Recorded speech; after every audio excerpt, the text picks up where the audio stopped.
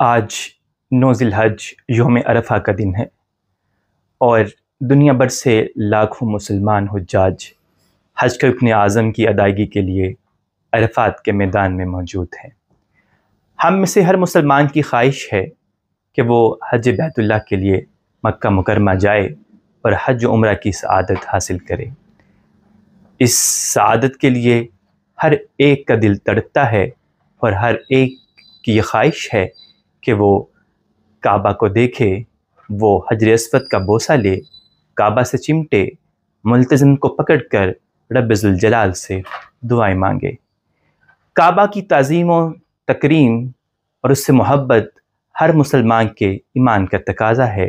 یہی وجہ ہے کہ ہر مسلمان اس کی زیارت کے لیے بے چین رہتا ہے۔ لیکن یہاں پر ہمارے لیے ایک لمحہ فکریہ ہے کہ ہم سب کعبے کی عزت و تکریم تو کرتے ہیں، یہاں تک کہ کعبہ کی تصویر دیکھ کر بھی ہم اسے اپنے آنکھوں پر لگاتے ہیں، اپنے سر کا تاج بناتے ہیں۔ لیکن ایک مسلمان جس کی حرمت اللہ تبارک و تعالیٰ کے نبی نے کعبے سے بھی زیادہ بتلائی کہ سنن ابن ماجہ کی حدیث نمبر 3932 ہے کہ حضرت عبداللہ بن عمر رضی اللہ تعالیٰ عنہ سے مروی ہے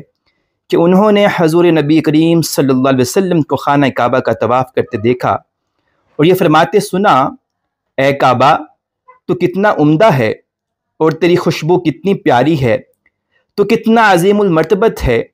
اور تیری حرمت کتنی زیادہ ہے۔ قسم ہے اس ذات کی جس کے ہاتھ میں محمد صلی اللہ علیہ وسلم کی جان ہے، مومن کے جان و مال کی حرمت اللہ کے نزدیک تیری حرمت سے زیادہ ہے، اور ہمیں مومن کے بارے میں نیک گمان ہی رکھنا چاہیے۔